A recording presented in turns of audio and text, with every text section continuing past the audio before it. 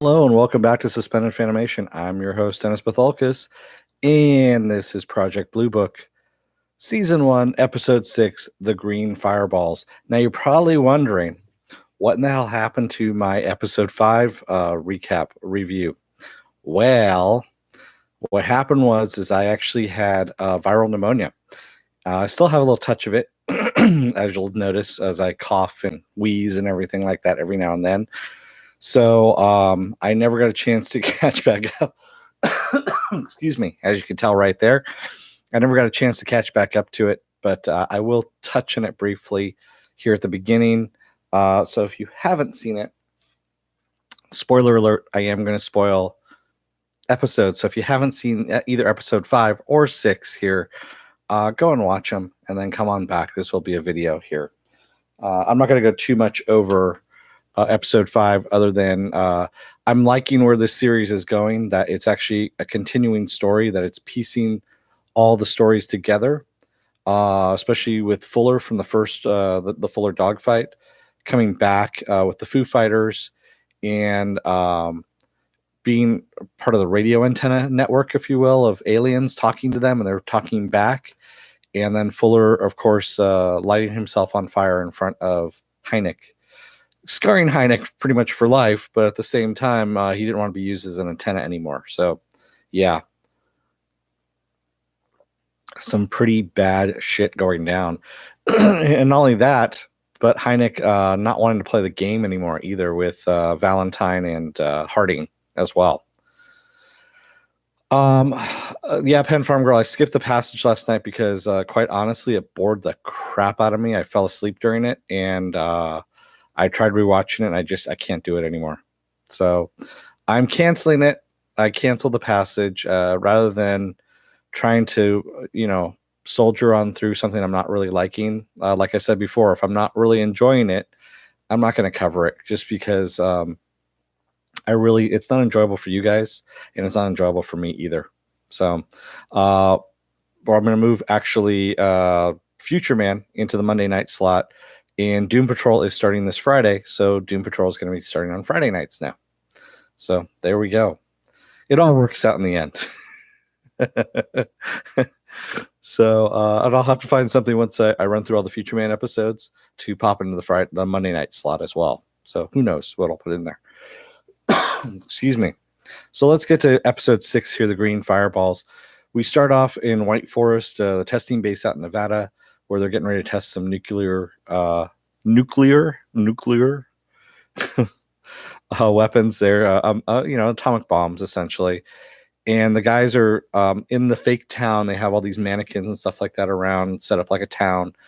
And the army trucks pull up, and you got the guys in the white lab coats and everything, and they're getting ready to unpack stuff. All of a sudden, the sirens go off in the town, saying that they have 30 seconds before the bomb detonates. And they're like, what the hell?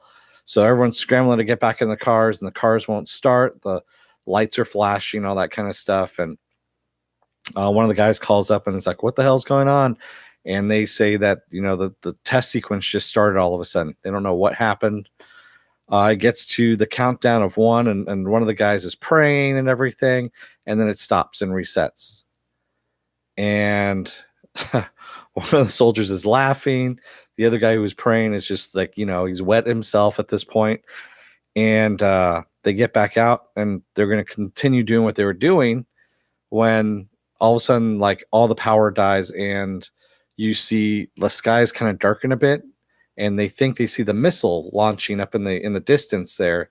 There's these lights that come up out of the ground, and they're like, oh shit, is that the missile? And the guy starts praying again, and the missiles are coming at them, the lights are coming at them, and then zoom up into the air. And that's where we leave off. We go back to Hynek, and Hynek's in bed trying to sleep, but all he keeps seeing is a burned Fuller at the foot of his bed, screaming at him with this high-pitched like sound coming out of his mouth, but no words are coming out of his mouth at all. And he ends up going into his office to go and work on some camera. It's 2:00 in the morning, and Mimi's like, what the hell are you doing? She goes, you're not sleeping anymore. You're barely eating. And he says, I got this contract. He goes, it finally came through. I'm working on this camera. And she goes, what's going on with you? We need to talk. And he's like, I don't want to talk about it. He yells at her. he's really not himself at this point. And he says, of course, that he's leaving in the morning, that he's going someplace else. And we overhear the phone conversation between him and Quinn. And of course, who else overheard his phone conversation but Susie? Susie, the Russian spy. And she calls up someone else and says that they need to talk. Excuse me. So Hynek and Quinn are riding in the car. They're going out to Nevada. And Hynek is talking about his camera, which is a 3-dimensional matrix camera that he's going to use to photograph these green lights or green fireballs. And that it was something that he actually had submitted to the government before, but they didn't want it. And he resubmitted it again. And Quinn's like, who did you resubmit it to? Because, I haven't heard of anything about it. And we'll get to that in a little bit as to who he found out, who he was talking to, shall we say. So Quinn and Hynek end up questioning the soldiers that saw the green fireballs, and they're like, no, that was not, wasn't meteors. Meteors don't shoot back up into the sky. And Hynek's like, oh, well, you know what? The light probably played some tricks on you with all the clouds, and he's given all these hocus pocus scientific explanations. When all of a sudden, the Secretary of Defense, Fairchild, walks in and summons them out. And we find out this is who Hynek has been talking to. He's been talking directly to the Secretary General. And he tells them to run everything through him now, not the generals. And again, this is because Hynek went to him directly at this point. And Quinn is not a happy camper. So he says, you know what happens when you go behind their backs is you put us in the direct line of fire, which is correct. So we see one of these soldiers. It was a guy that we saw out in the motor pool who's played by one of the old Sopranos actors, and I can't remember who he was. Yeah, Swamp Gas, exactly, Jar. So, and he's out there taking pictures out in this fake town and of all the mannequins and whatnot, and smoking a cigarette, and he kind of flicks a cigarette at one of the mannequins, and we cut back over to Susie with her husband, and they're out at the botanical gardens, and he's telling her that, that they're moving on, that basically there's nothing going on here. And she's like, well, wait a minute. He's going out to White Forest. It's got nuclear weapons and all nuclear weapons. And she's trying to basically, stay in this town at this point. She knows something's going on. When all of a sudden Mimi's neighbor Donna shows up, and, her camera kind of rolls a little bit in front of them. And she's there with the Audubon Society taking pictures of birds, and she recognizes Susie, and Susie recognizes her. They have, a little conversation, and she doesn't introduce her husband at all. And she goes back to go and meet her friends. And, she's very wary of Susie at this point. So Susie gets 48 hours to come up with a reason to stay. So what's going on? So Hynek schools Quinn on meteors. He's basically just telling him everything as he's setting up this camera in the fake town. Excuse me. And Quinn finds a cigarette, the lit cigarette. And he's looking around. He's like, wait a minute, what's going on? And the guy is pretending to be a mannequin, the soldier that was taking the pictures. And so when Quinn starts looking around, the guy bolts, tries to make a run for it. Quinn sees him and runs through the town, the little town in the background there, and finally catches up to him and captures him and starts questioning him as to what the hell he was doing out there, in an unauthorized location, And he gives us 2 cock and bull stories, and the second one being that a girl wanted to see the base, so he took her out there. He drank most of the bottle of scotch and passed out, and she took his wallet and his car keys and took the car and left him out there. And Quinn's like, yeah, this is bullshit. The guy's hand wasn't shaking, even though he said he was scared. I didn't smell any booze on him. So, yeah, there's something going on with this guy. And he says, we need to investigate him further. And Hynek's like, no, we're not here to investigate this guy. We're here to investigate the green fireballs. That's what I'm going to do. If you want to go investigate the guy, you're on your own. Which Hynek at this point is just he's given up on Quinn. He's like, yeah, fuck you at this point. So Mimi is telling Susie about Alan and his outbursts and, how secretive he's become. And Mimi basically says, you know what? You're his wife. You have a right to find out what's going on. And basically, she gives her permission to go and snoop in Alan's office, is what's going on there. And Hynek ends up setting up the camera still. He's out in the little town in the dark.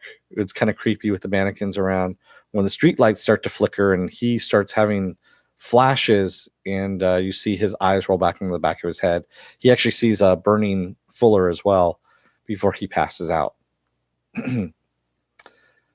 So Quinn ends up going through Master Sergeant, I got his name here, I just all of a sudden, Risuto, and he's going through his room there. Yeah, exactly, because Snoopy does make for a great marriage, right, Pen Farm Girl? He's going through the Master Sergeant room looking for clues when he finds a space underneath the floorboards. And he finds a whole bunch of passports with this guy's pictures in it, different passports, different names. And he finds a booklet that has a whole bunch of numbers in it too, which looks like code numbers for the most part. There we go. And he takes some pictures of it and puts them back where he found them. In the meantime, Hynek is passed out in the street and gets woken up by the guy in the trench coat. And the guy in the trench coat says that he's nearly ready to go. That is nearly ready to do. He's nearly ready to see things.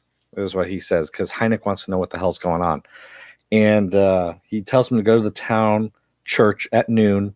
And that's where they're going to talk about the green lights, about what's going on here. And then the green lights all of a sudden appear.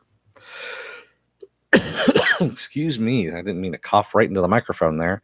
That was a bad one. So Mimi and Susie go through Alan's office. And Susie pretends to find a key behind a little thing on Alan's bookshelf and says, oh, maybe this will open up his little box that he's got there. And she opens it up and finds out the book, Alan's journal that he's been writing in about all the stuff he's been doing with Project Blue Book. And she flips to the last chapter, of course, of what's going on with Fuller and how Fuller killed himself in front of him. And Mimi starts breaking down and says, I need a minute, and sends Susie out of the room. Who happens to knock on the front door but Donna, looking for Mimi. And said she finds Susie, and Susie says, oh no, Mimi's busy. I'll tell her that you called. And as Donna's leaving, we see across the street Susie's husband in the car looking at them. Yeah. Her husband, in quotation marks there. So Harding and Valentine show up and tell Quinn that the Master Sergeant is a Russian spy and that the green lights are most likely Russian in origin, and that he's responsible for this. And they also say that Fairchild is running a secret project behind their backs, when it's really their project, of course, they're talking about, and that they need to stop Fairchild, and that he needs to work with them. And he believes it. So Quinn ends up going over to Hynek and says that they're done with the project. That's done. It's over with. And Hynek tells him no. He goes, I've here to find the truth. That's what I'm going to do. And Quinn's basically going, you know what? You got us in hot water with what's going on with Fairchild and everything. And then he goes, you know what? You've been irritable. You've been angry. He goes, you're unreliable at this point. And he says, I understand. He goes, when I had the first guy who got killed in front of me, it gets easier after time, is what he says. Basically, you'll forget about it after time. Great guy that he is. So Hynek goes to the church, of course, and meets the guy in the trench coat, our fedora man, our man in black, if you will. And they chat about the meteors and how they're not meteors. And then he asks Hynek what he thinks they are. And Hynek says, well, they could be Russian surveillance. But he goes, they're way too advanced, for the way they move and everything like that, for there to be anything like that. And then the trench coat guy says, well, what do you think they could be if you remove that equation that little thing from this equation. And he says, well, it could be, extraterrestrials from another world seeing how far we've come, how far we've advanced, because they have the will to turn on and off our nuclear, arsenal. And the man in black says, well, you're on the right track. He goes, but maybe, they're not here to see how far we've come, but how far they are allowing us to come. And he says, well, that's what Fuller just said. Fuller said that before he torched himself. And he says, that's why I need you, is what the man in black says. And Hynek's like, well, what do you mean? Why do you need me? And he hands him some keys. We don't know what these keys are to. So the next thing we see is Hynek bringing Valentine and Harding a report on the green meteors, that it's just meteors, the green fireballs, that they're just meteors. And Harding basically says, he goes, thank you. He goes, by the way, who brought you into this whole thing, Project Blue Book? And, Hynek says, you did. And he goes, great. He goes, so you kind of owe me, right? And Hynek's like, yeah. And he goes, great. So remember that next time that you go behind my back and go to Fairchild. He goes, otherwise you and I are going to be in a room, and it's going to be a very unpleasant conversation, and I'm going to shoot you so fast your head's going to spin around, is what he says. And basically he threatens Hynek's life at that point. And Hynek's like, okay, and we know something's up, because the way Hynek just kind of, laid over on that one was not like him at all. And of course, we end up having Hynek talking about Halley's Comet, and how Halley's Comet comes around once every 75 years, how he was born during the last time Halley's Comet came through, and everyone thought it was an omen, but he didn't see it as anything special. And it just was. And this is interspliced with him talking. He's basically telling this story to the man in black in the church, and we see him walk into the room, I guess what the keys were for, and he opens up a little box inside the base that they're in. And we don't know exactly where this room was, to tell you the truth. It was kind of a weird thing. That was one of the things they didn't show us, if it was on the base, if it was someplace else. That I didn't understand where they had gotten, where he was at, where Hynek was at that point. But he opens up what looks like a security box at a bank, that kind of thing. And inside of it is this little metal device that looks alien in nature, and flashes. It does all these weird little flashes and has little symbols that appear and disappear on it as he's turning it over. So Susie, her husband, comes home, and she says that the key that he made for her let her see Hynek's journal, and that Hynek is working on mind control devices. And her husband, of course, wants proof. He wants a hard copy proof, and she's like, I can't get that. I had to leave it where it was. I was with somebody. And she goes, you need to back off a little bit and let me do my job, kind of thing. I need a little more freedom of out of this. And he goes, okay. He goes, I'm glad you're taking initiative. He goes, come here, I want you to do something for me. And he takes her out to the car, and out in the trunk of the car is Donna's dead body with a hole in her head. And he says, we're going to need to get the hacksaw. We're going to have to cut her into pieces. I heard it's very difficult. She's like, oh, great. In the meantime, Rizzuto is being questioned by Quinn, of course, because he is now a Russian spy. And Quinn lets him know this at this point, which is going to probably be carried over into the next episode, which I know is going to be carried over from the next episode, because we saw that in the trailer for the next episode. Excuse me. Alan comes home to find Mimi waiting for him, and she basically says, I know you know what's going on. And he says, we're not going to have any secrets anymore. And he says, starting with this. And he opens up his bag, shows her the alien device, and she goes, what the hell is this? And he goes, I don't know, but we're going to find out together. And that's where we leave off. And it's, it's a good episode. It's carrying along pretty nicely. It's a very, we're getting a lot of espionage, sci-fi, and of course, aliens and UFOs. So that's, and of course, military cover-ups and conspiracies.